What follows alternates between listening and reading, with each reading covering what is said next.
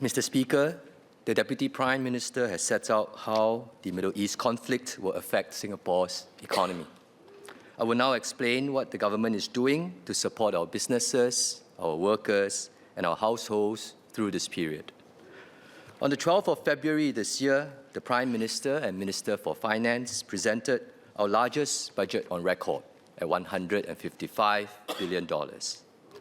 We could not know about the conflict that would break out in Iran, but we could see many uncertainties ahead and therefore the need to provide greater reassurance and support in this budget. Hence, PM Lawrence Wong announced substantial broad-based support measures, including a corporate income tax rebate, CDC vouchers, and the cost of living special payment. We provided more support for lower-wage workers and households, such as enhancements to the Progressive Wage Credit Scheme and better support for lower-income families through Comlink Plus. We also enhanced USAVE rebates, giving 1.5 times the regular amount, or up to $570 this financial year. The first tranche of USAVE rebates will be disbursed in April. This will help defray the increase in utility bills from April to June. A second tranche of USAVE rebates will be disbursed in July, and this should help to defray the much sharper increase in utility bills from July to September that we expect with the spike in oil prices.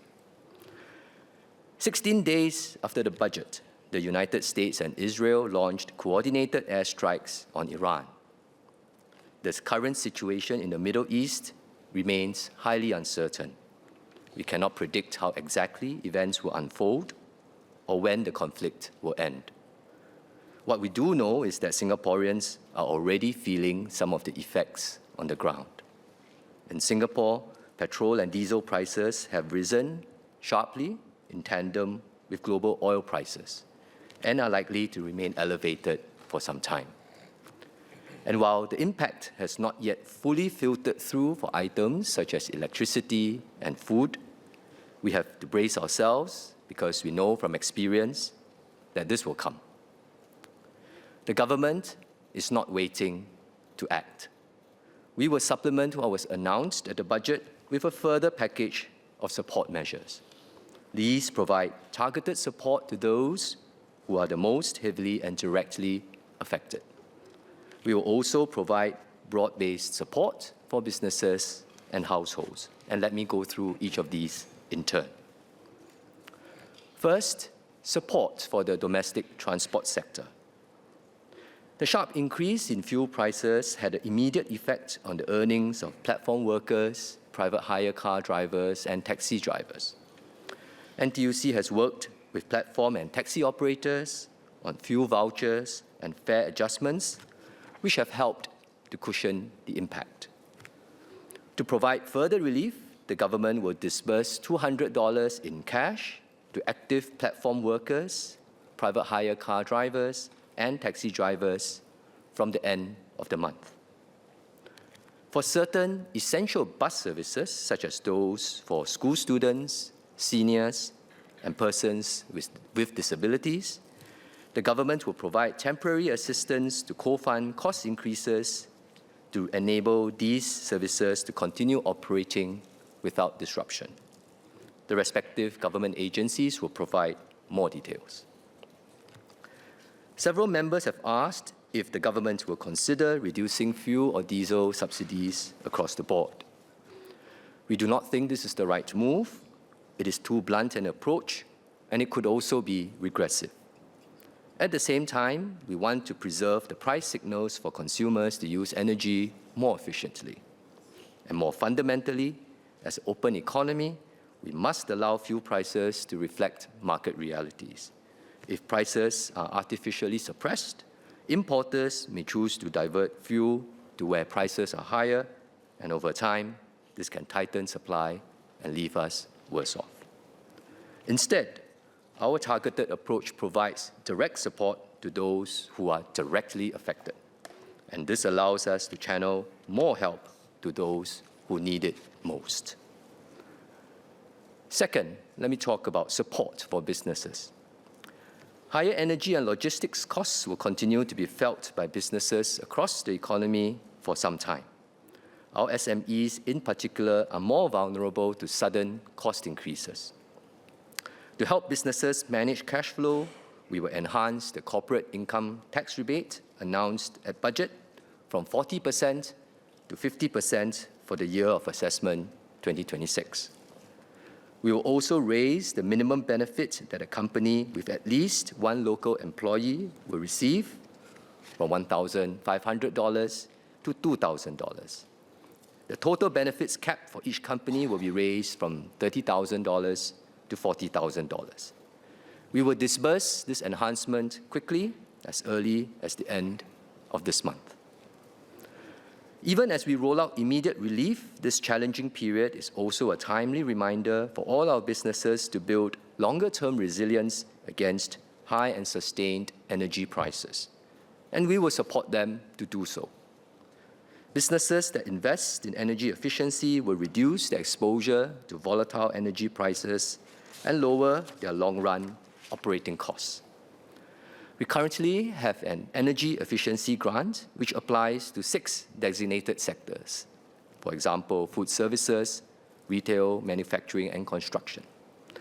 Companies in these sectors can make use of the grants to invest in new, energy-efficient equipment. We will now expand the base tier of this grant to all sectors and extend this support for another year to 31st March 2028. So that more companies can benefit. Additionally, some companies in the energy and chemical sector have been badly affected by feedstock supply disruptions. Our agencies are engaging these firms and assessing how best to provide targeted support to preserve critical capabilities for our economy. And finally, as a responsible buyer, the government is prepared to share the cost increases directly related to fuel costs for critical government projects where any delays or stoppages will clearly affect the public interest. This includes major government infrastructure projects such as the Cross Island MRT line and new HDB BTO projects. The BCA will issue a circular with more details shortly. Third, let me talk about support for households. We are tracking the prices of food and other essential goods and services very closely. So far, rising fuel prices have not yet fully percolated into wider price increases across the economy. Given the uncertainty in the Middle East, it is still too early to update our projections of inflation in Singapore or to quantify the full impact on households. But we know the situation has amplified cost of living anxieties for Singaporeans. Therefore, to reassure Singaporeans that the cost increases in the impending months can be managed, we will bring forward the disbursement of the $500 CDC vouchers announced in budget this year from January 2027 to June 2026. We will also increase the budget 2026 cost of living special payment by $200 for all eligible Singaporeans. And this will bring the total quantum of this special payment to between $400 and $600 per person.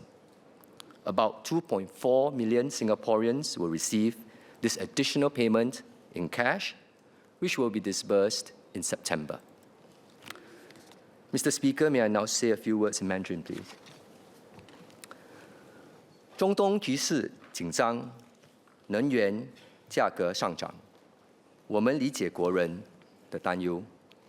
政府今天宣布了多项援助的措施，为国人提供及时的帮助。我们也会为最直接受到影响的人士加强援助。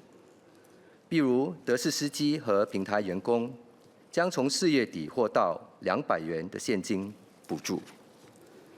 政府也会为企业和家庭提供更多的帮助，包括把2027年1月的500元 CDC 邻里购物券提前在今年6月发放。9月发放的生活费特别补助也将调高200元。我们还不知道这场危机会持续多久，也不知道影响会有多大，但政府会继续密切关注局势的发展，在有需要的时候再取更多的措施，为国人提供援助。政府一直以来都会非常谨慎的和负责任的管理国家的资源，先把资源储备好，有备无患。因此，在遇到危机的时候，政府才能有能力帮助人民，不让任何人掉队。不论遇到什么样的危机，只要大家上下一心，携手应对，我们一定能够度过这个难关。Mr. Speaker, the government has put together a substantial first response to the energy crisis caused by the Middle East conflict. We do not know how long the conflict and its economic impact will last, but the government is alive to the situation. We have drawer plans, and as events develop, we can put them into action and do more if the situation calls for it. This package adds up to close to $1 billion in additional measures on top of what has previously been committed in Budget 2026. It is much larger than our immediate response in 2022 after war broke out in Ukraine and caused a similar surge in oil and gas prices. To fund these measures, the government will work within the amount approved in the Supply Act last month in the first instance and seek Parliament's approval for the supplementary budget later on. Mr. Speaker, this is neither the first crisis we have weathered, nor will it be the last. What Singaporeans can count on is a government that is well prepared, builds sufficient buffers, anticipates problems, and thus is ready and able to respond swiftly with solutions. We will always make sure that no Singaporean is left to bear his or her burden alone. Thank you, Mr. Speaker. Mr. Speaker, I would like to make a clarification for my speech. I earlier said that several members have asked if the government will consider reducing fuel or diesel subsidies. I misread. What I meant to say was that several members have asked if the government will consider reducing fuel or diesel duties. It's the exact opposite of what I actually said, so I thought I should clarify. Thank you.